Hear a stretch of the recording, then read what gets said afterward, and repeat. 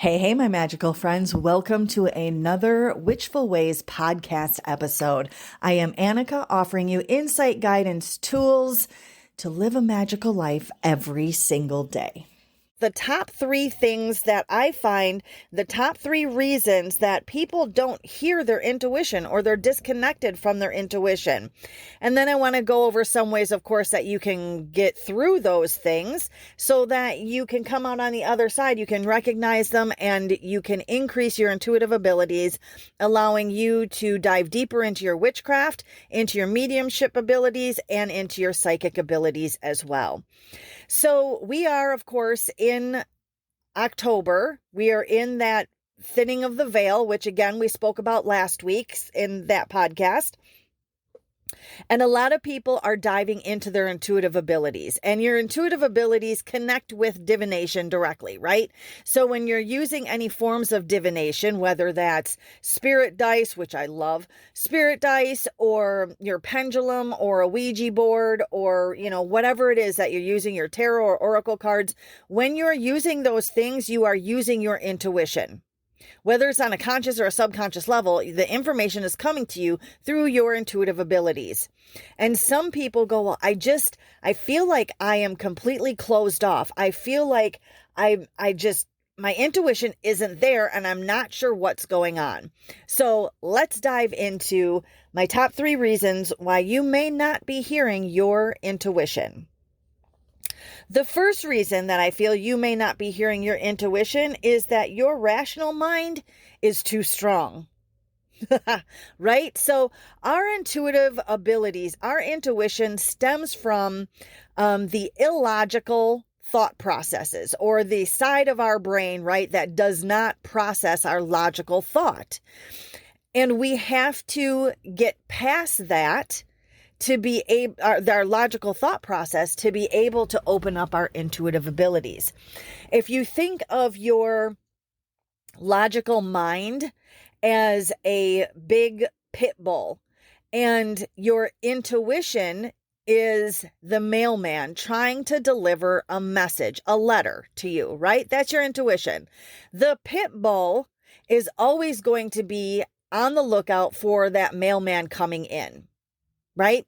It's just our nature. It's just the pit bull's nature to go process everything that's coming through. Where is this coming from? Why did I think that? Why am I feeling this way? Right? Like there's that logical kind of aspect, that logical thought process.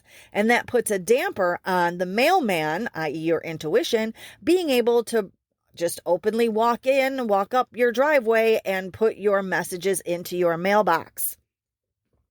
So what you need to do is to be able to learn how to put that pit bull behind a fenced gate or back in its doghouse, right? So how do you do that? Easier said than done, it would seem, right?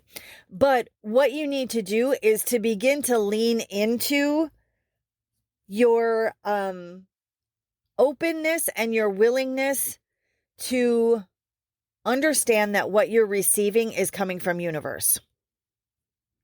Like I said, easier said than done sometimes, right? You simply have to step into the thought that everything doesn't have to stem from a logical process. You're able to open up your creative side. When you open up that creative side, which is where your intuition resides, the mailman's house is that creative aspect. Then you begin to understand a little bit more how you can open up and get that dog back into the doghouse. So doing things, your intuition can come to you very easily when you're doing things that are on a creative nature.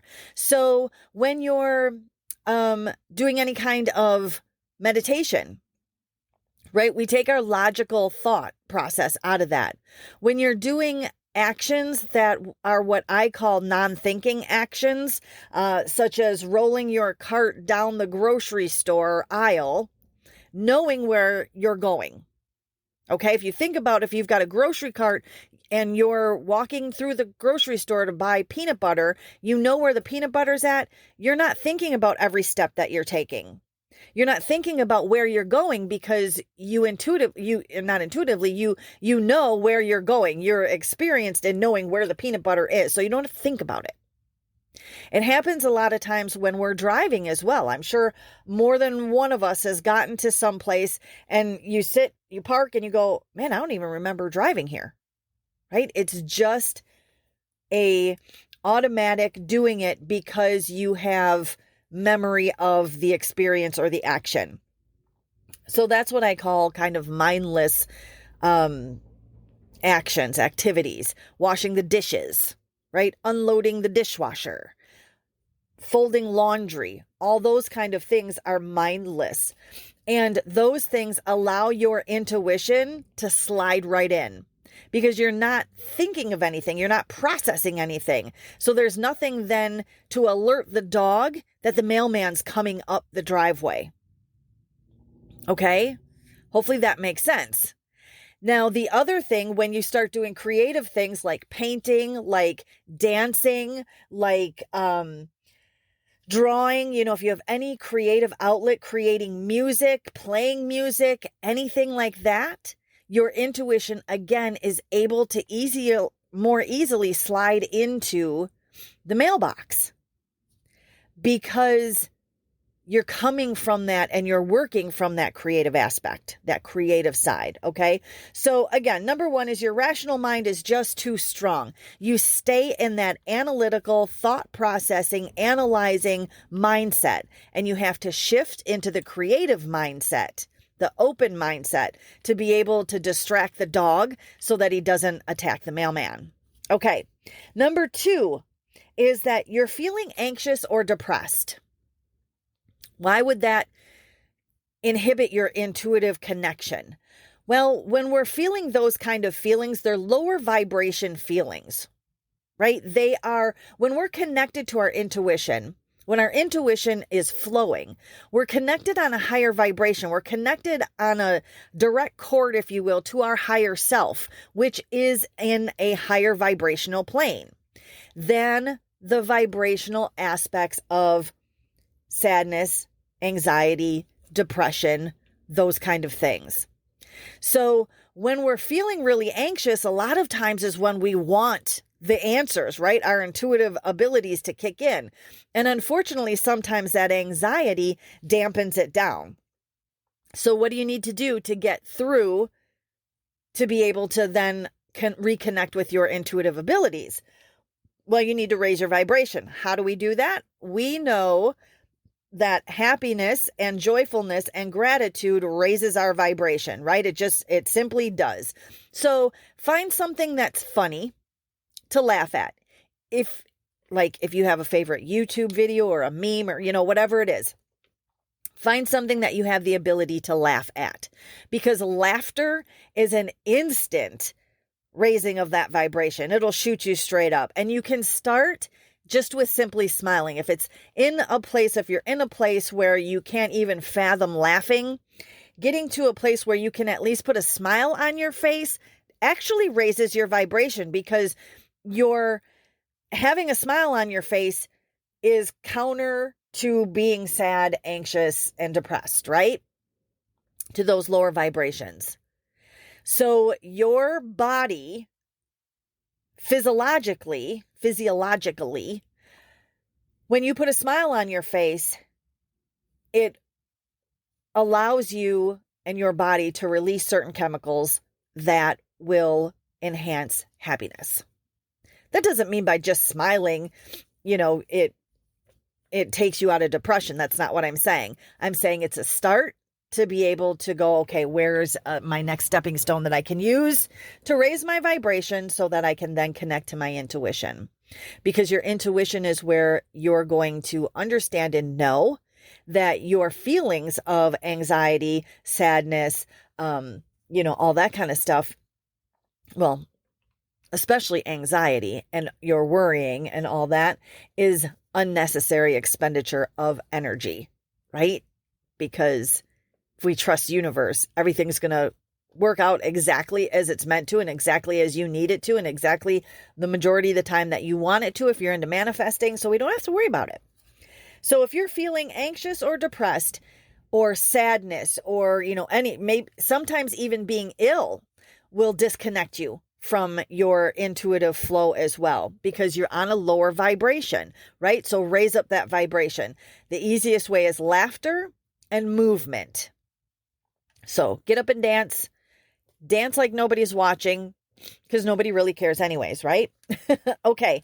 So the final and third reason that I feel that you may not be hearing your intuitive abilities is that you don't trust yourself. And this ties into number one as well, where your rational mind is too strong. If you don't trust yourself, if you don't trust in your abilities and your belief, you've already negated the majority of it, right? You have to climb further out of the hole of distrust and into the intuitive flow than somebody that simply goes along with a trust. And that is equivalent to faith, right? And a lot of religious aspects. There's simply things that you just have to have faith in. And your intuitive ability is one of those things, because it's there. Just like when it's a foggy day, right? And you can see the air. When the fog lifts, that doesn't mean that the air goes away. It's still there. You just sense it differently. And that's the same thing with your intuitive abilities. When you know that you have them, we've all had those gut instincts. We've all had things that we've done. We didn't listen to our intuition, and hindsight's always 20/20, right? We look back and we go, oh, yeah, I freaking knew that was going to happen. Or I had a feeling that that's what she was going to do, or, whatever that is. So when you're there, know that it doesn't go away. Your intuitive ability always stays there. You're the one that steps in and out of the fog, right? So if you don't trust yourself, then your mind goes into that analytical process and thought. And that's where the dog snaps at the mailman, and the mailman can't get the message, the letter, into your mailbox. Right? So how do you get into trusting yourself, trusting your intuition? So not only do you have to trust that it's there, you have to trust that the information that you're receiving is correct and meant for you, or somebody that you're reading for, whatever. But you have to put that total trust in there. So how do we get to that point? You give yourself the direction that for 5 minutes every day, you're going to sit down, you're going to listen to your intuition, and you're going to trust that everything that comes through is 100% true. No ifs, ands, or buts about it. You don't have to take action on it in the moment, but you just need to have that full trust for those 5 minutes that everything that comes through to you is absolutely 100% true. And then as you get your intuitive hits, when you go, oh, I knew I was going to have a parking space over here, and you get to somewhere and your parking space is there, write it down. Because the more that you write down and that your intuitive hits are correct, that things that have come about for you, then when you go back and you can look through those things and you can see and go, yeah, you know what? I am right about that. I do have the ability. It's right here in black and white. You can't deny that what you have received for intuitive hits that have come about or to fruition or correctly, if they're written down there, they're there. You knew it happened and you took record of it. So that is the number one thing that I oftentimes tell people when they're not trusting their intuition is, one, sit down for 5 minutes, allow whatever it is to come through, ask your guides to bring you any messages that you need to know. Allow that whatever is coming through is 100% accurate and true in your mind. Determine that before you go into the session. So those are my top 3 reasons that you don't hear your intuition. And the last thing that I want to say about it is that oftentimes people think that enabled to connect with their intuitive abilities, that they have to be able to quiet their mind in meditation. And that is definitely not the case. You can have what I like to call a movement meditation, which is walking or dancing, obviously where you don't have to worry about, getting hit by a car and things like that. But when you start doing that kind of things, it allows those thoughts that you have to be able to process out. Because the point of meditation isn't being able to calm the mind. A lot of meditation, there is Zen meditation, and that's where that falls in. But a lot of meditation isn't meant to calm the mind. It's meant to allow you to connect to your higher self, your intuitive abilities, to connect to, whatever it is that you're trying to connect to and accomplish.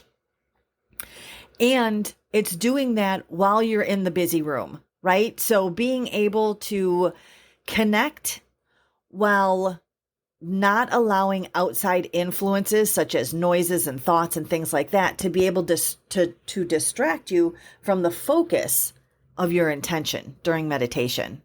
Now, if you are in my The Circle membership, there is a full 30-day meditation program that's And with that, thank you for joining me again for another podcast episode. Be sure that you head over to witchfulways.com so that you can check out that free resources page and get your hands on all the witchy goodness that's over there. Lots of guides and mini courses that are available to you free. And you can also check out all the other witchy offerings I have going on. Have a wonderfully magical rest of your day. Until next time.